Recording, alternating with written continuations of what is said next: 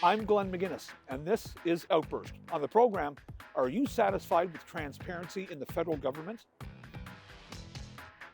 I mean, probably all governments could be more transparent. We're certainly better than most places for that. Sometimes they are, sometimes they're not. A lot of people are expressing skepticism in what they see. But first, many people feel Canada's healthcare system is failing them, and it's not working the way it was meant to be. Many people feel it will not be there for them when they need it. And doctor and nursing shortages across the country only makes the situation worse, no matter where you live. We sent our cameras out to ask Canadians what needs to be done to bring our access to proper medical care to a level acceptable to everyone. Our question: how do we fix our healthcare system? Let's try getting rid of these nurses for hire these nurses on steady, put them in the healthcare system, hire some doctors, pay them to be in the healthcare system, and open things up. The system is good in the sense that it's a social system, but it's not good and there's just not enough resources for it, which could be the doctors, nurses, other care workers, but also the idea that there has to be a whole revolution around how services can be delivered. Like, I'm going to need some prescriptions soon. I just moved here recently. I don't have a doctor here, so I should be able to just go online and make an appointment with a video doctor and they check it out and give it to us. So streamlining it for the convenience of everyone rather than it being a bureaucracy. I think it's gone too big. Everything's gone too big and it's become heartless because it's in a computer now. It's not in the people's hands anymore. It's in this AI system, and we're not computers, we're people. We need the human touch again. If New Brunswick at least had some sort of program where we would pay for like maybe nurses and doctors education, and if they like stayed in the province for 5 to 10 years, their like education costs could be covered. Like, it wouldn't be a quick fix, but maybe a long-term one. Fix our healthcare system. There's a lot of areas that require investigation, and we need to start disseminating what's actually going on in our healthcare system. We can't just blame younger generation and new doctors that don't want to work or stuff along those lines. Like, we got to recognize the complexity of care is going up. We got to recognize that the population, especially in New Brunswick, is aging, which is, increasing the amount of people that are in beds in hospitals, decreasing the amount of beds that are available in ERs, increasing the amount of time the family docs have to spend with patients. There's really some root causes that need to be figured out and disseminated to the general public so that people can start figuring out how to fix them, as opposed to just trying to blame it on one thing or the other. How do we fix our healthcare? I think we need to talk to the healthcare professionals and see what they need and work together. I mean, we have a lot of folks that have credentials, but some of those credentials aren't recognized here in Canada. So I think it's time that we do that. I think it's time we look more towards nurse practitioners to help with the burden of people not having doctors and those type of things. So I think there's ways that we can do that, but we can't always look at the way we've done things before. If I knew, I would tell you, but a suggestion is that we allow more practitioners per area than we presently do, particularly in Quebec. It's a very serious problem, and it inhibits, perhaps, trained physicians from staying here. Privatize. So I would have Canada at least, well, now it's what, a third private, it's 2/3 public if you look at the amount of budget. And what I would do is I would just have a lot more private, like France or like Australia. No reason that you can't imitate people who are doing things well. I mean, if you're extremely ill in Canada, they're not going to let you fall to the side of the road, right? So I think it's up to everybody to do their part, and in that sense, healthy eating, healthy living, things of that nature. I know it's not always easy, but you have to give the effort. I think education for health science education in general, it's really demanding. When you look at other countries where they sort of have like a 6-year program, no med school, it's like all in one, and you just go into your residency or take an exam. It's much better. I think sort of promoting, I guess, better support for students who do want to pursue it as a career would be also good. Really fixing up pay as well. A lot of nurses are fairly underpaid. Doctors are underpaid, as it's not like in the United States where it's sort of, privatized. It's public here, so there's a certain pay.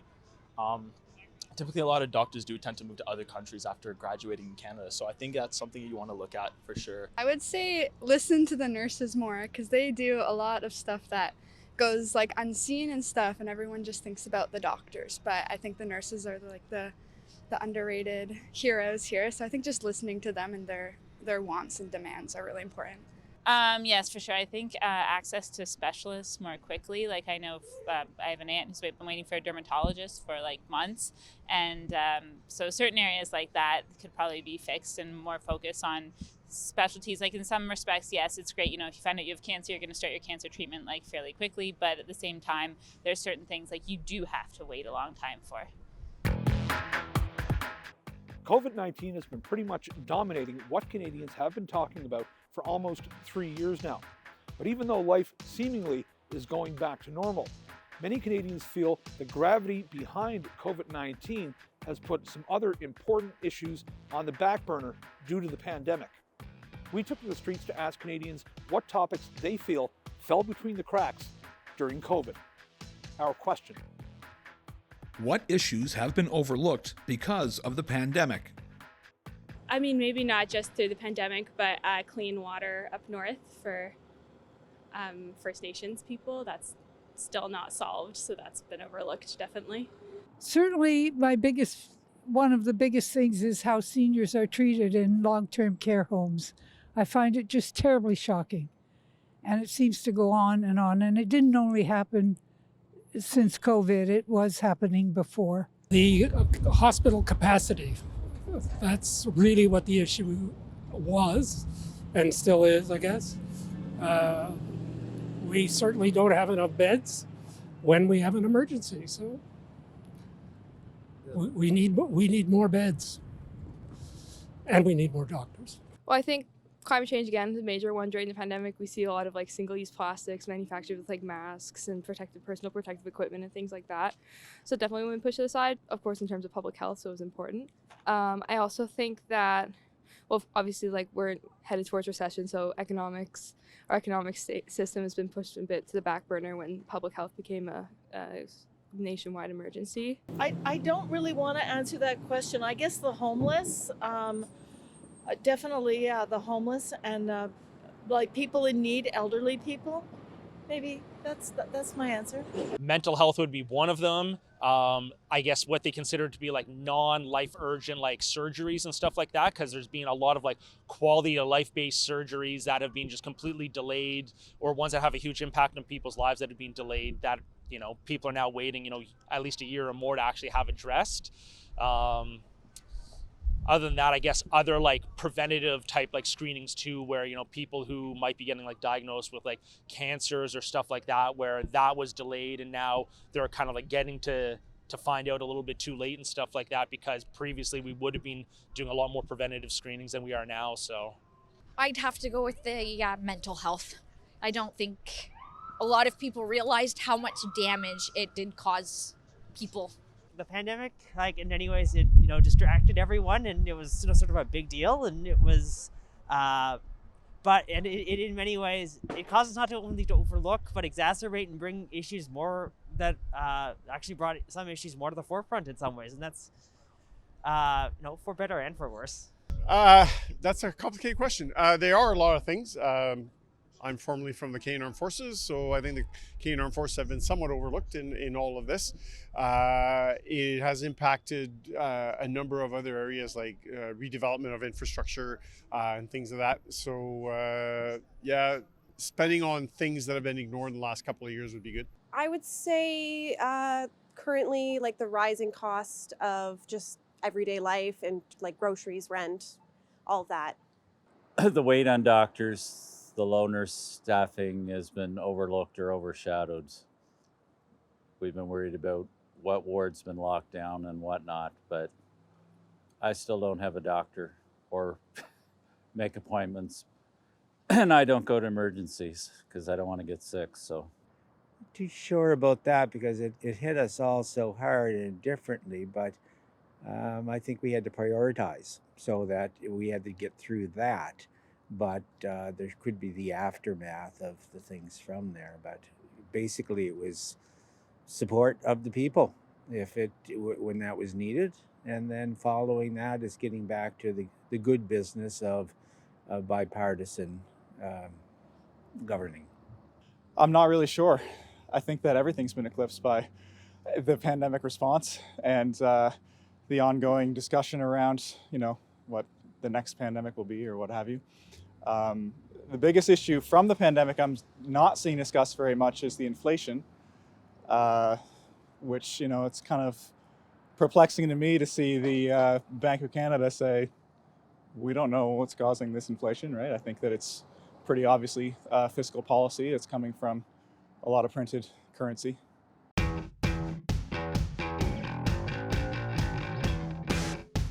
How many of Canada's 23 prime ministers never held a federal cabinet position? 2, 6, or 10? I think it's 6, like the Okay, one. let's go with 6. 6. 2. I'm gonna go with 10. 10 as well. 10. 6. I'll go with 6. 2. I want to say 6. The answer, 2. Thank you very much. You're welcome. Do I get to talk or? Sorry. I'm not sure. No, you can't keep the mic. Okay, yeah, that's fine. Of the 23 prime ministers who have served since Confederation, most have served in a ministerial portfolio either before or during their tenure as PM, except for 2. The first was Brian Mulroney. He was Canada's 18th prime minister between 1984 and 1993. The second, Stephen Harper, who was Canada's 22nd prime minister between 2006 and 2015. Neither Mulroney or Harper ever held a cabinet portfolio prior to or throughout their time as prime minister.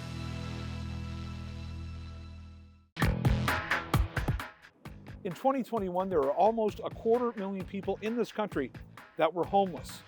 On any given night, between 25,000 and 35,000 people across Canada have nowhere to go at the end of the day. With winter just getting underway in Canada, that makes the problem even more tragic and dangerous. We sent our cameras out to ask Canadians what ideas they may have to lessen the amount of people who go every day without a place to call home.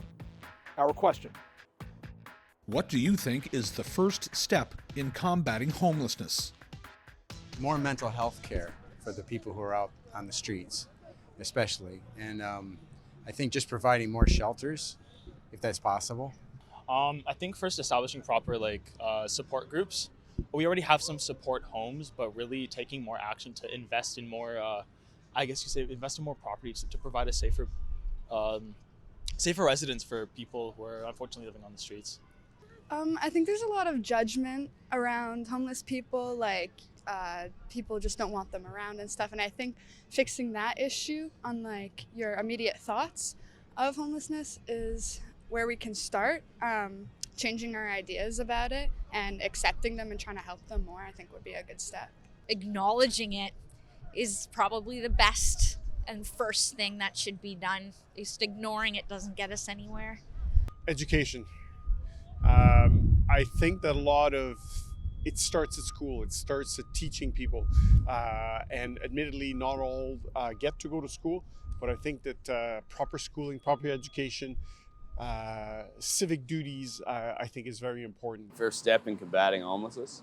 I think it comes down a little bit to empathy too. We gotta, I don't want to see too many more images of people just being kicked out of places where they're starting to make their own communities and stuff like that. But financial aid and just a little bit of empathy towards generating spaces where people that are homeless can stay and reside and enjoy a roof over their head as well. Well, I think the first step is just addressing what the key elements of homelessness are. People see homelessness as trying to, repair a hole in a boat it's at the bottom of the ocean. It's you got to fix it before it gets there, and you find out what caused the hole, prevent it from making other holes in that boat. So, more funding towards mental health. People on the poverty line, making sure that they don't sink below it, because the costs of fixing homelessness are much higher than actually preventing it from happening, I think. Well, the first thing they got to do is get these guys that come down from Ontario and Quebec and out west and come in and buy up all these apartment houses and then raise the rent and kick everybody out. That's half the problem with the homelessness right now. Everybody's been pushed out. And there's no jobs. There's no public support. I would say putting more into our mental health facilities and just having outreach programs and healthcare to help accommodate them. Education, because people don't realize that most folks that are homeless don't want to be. They're there because of sometimes mental illnesses and situations in life that most of us will never understand. So we need to be more generous and more understanding and put more funds towards this for sure.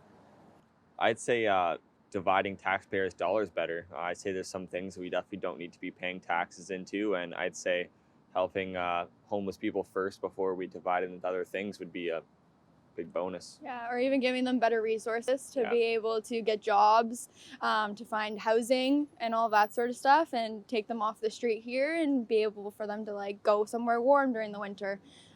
It's a big problem. Yeah, more money into homeless shelters for sure. They definitely don't pool enough money into that, and they're mostly donation based, I believe. So maybe if more people decide to donate, and then we'd be in a lot better place. Well, one is compassion for the homeless. The other is broadening it out into thinking what are the causes and working with those. So it's not simply a house. It's all the things that build towards that. Could be a guaranteed income.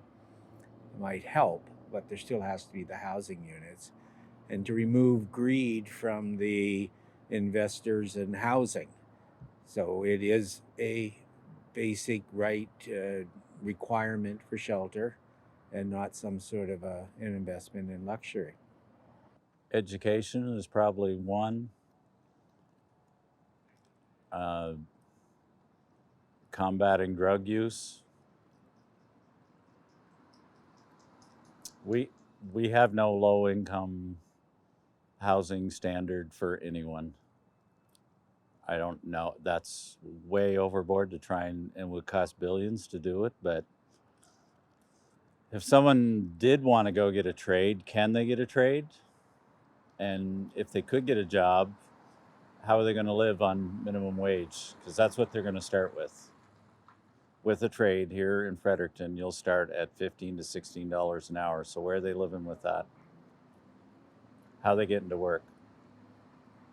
It's a step-by-step approach, but overall it's billions. Definitely trying to view these people as individuals.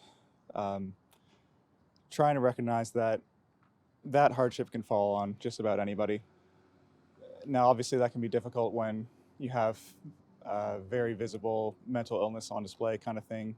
They can be difficult to engage with, but I think trying to humanize the individuals affected would be the first step to recognize that these are people that are worth helping however we can. Well, in combating it, I don't know what you do about it, because I think there's all sorts of reasons why people are out there, young and old.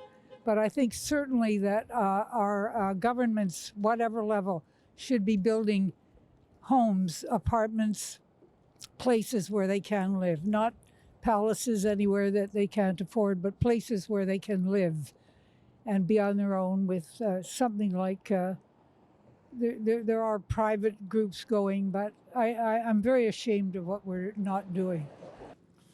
Oh dear, that is hard. Because I've been involved in some social things, and a lot of people want to be homeless. Like they don't want to live because, you hear about these shelters where they have to sleep at night, and they're really scared of going in there because they're so dangerous, and so they stay in. So there is probably several different groups, and you have to sort of target your response, not to one just big one for everybody. Certainly not. Well, there's a Brionville. There's a couple of really good sort of charities, and what they do is they're giving little apartments to people, and they get people's apartment. We did that in Toronto too, and giving people a place they call their own in the way that they manage it and not have other people tell them to do it, I really think would solve the people who want a place to live. It's really, really hard to get people off the street. I mean, I am a volunteer at various shelters in the city, and well, at one shelter in particular, Nazareth House. And I really don't know the answer to the question. It's so complicated, isn't it? I think there are services in place that are doing an adequate job. I think we have to attack the root cause of homelessness. So mental illness, which includes all kinds of things like depression, anxiety, drug addiction. So those are the root causes. We can't just be putting plasters over wounds that are hemorrhaging. I think that's one of the root causes. Homelessness, well, obviously money will help, but I think infrastructure really helps as well at every level, provincial, federal, and city-wise. And we all need to pitch in and help. Yeah. I mean, it's a huge problem, but it'll take a huge effort to... I'm stopping my words here because I want to make sure that I'm not using judgmental words. But I was going to say to get rid of it, but we'll never get rid of it totally. We just have to support the people who are living in those environments, respect their wishes, and give them the best that they deserve. I guess the government have to try to figure out how to implement some institution to protect the homeless people, because it's Canada and it shouldn't be like this. Yeah, everywhere, like the metro, the street, it's crazy. The people, they need help. Transparency in government is something many people find important. Political parties have run their campaigns on the promise of being upfront with the people. And once they're in power, the expectation is that they follow through on that pledge. So we ask Canadians if they feel they're seeing enough openness and clarity in government these days. Our question: Are you satisfied with transparency in the federal government? No. They keep too much hidden. Not only the federal, but the provincial also. They don't discuss anything with the public. They just say this is what's going to happen and we'll do it. No, we could use a little more. I think people will understand things and the way that government does things if there's more transparency involved, and there'd be less bickering back and forth. So I think more transparent government can be. I think it's good for everybody. Yeah, transparency. Yeah, if you had a windshield that was as transparent as the government, you wouldn't be able to drive. I haven't seen any transparency. I think there's a lot of tyranny going on. I think there's a lot of corruption, and I think I'm not the only one to see that. So I think it's becoming apparent. I would say no. I feel like there's definitely a lot more that they should disclose to us. Just with everything, with the pandemic, the crisis that we're having with that, and as well as like all of like the financial instability that people are going through nowadays, definitely need a little bit more help from the government to kind of live our day-to-day lives. As much as they reveal, they got they play it the way they want. We're certainly better than most places for that, but adequately enough. But I suppose I could go and find more out if I really dug into an issue. But then I might be surprised that it isn't so transparent. But it seems like CPAC helps.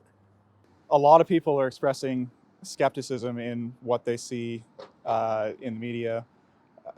What they're told is allowable for an opinion to hold, these kinds of things.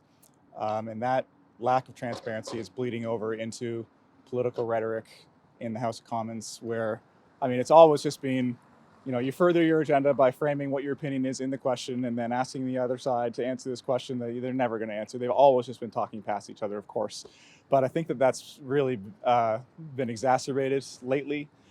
I think that there are some questions that aren't being asked that I would love to see asked in the House of Commons. So no, I'm not satisfied with the level of transparency. I don't think there is very much transparency there. I don't know. It's a yes and no. I don't know much about it, but I hear from my parents talking, and they're not quite too happy about it, so I guess I'll take their side. Not really. No. Governments usually hide things. They're very good at spinning. They're very good at PR. And it doesn't matter if it's liberal, conservative, or anybody else. It doesn't matter if it's liberal, conservative, or NDP. It's about public image. It's a good question. I mean, probably all governments could be more transparent, and we deserve it because we're taxpayers.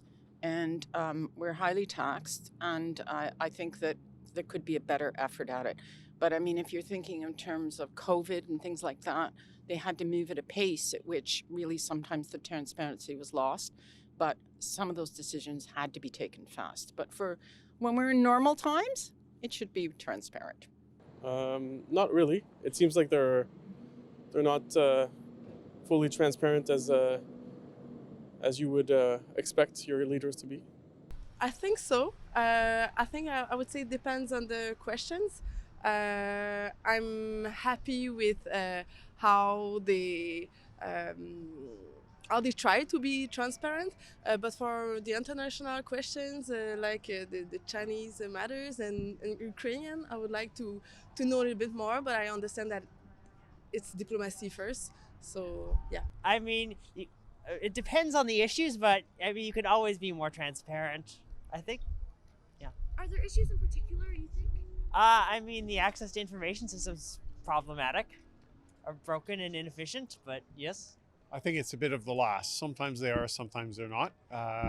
Overall, you have to keep yourself informed. You have to read the newspapers. You have to listen to the news. And that's one way to find out if they're transparent or not. Thanks for watching this episode of Outburst on CPAC.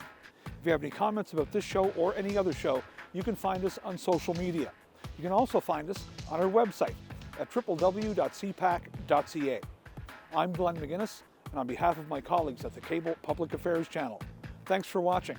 We'll see you next time.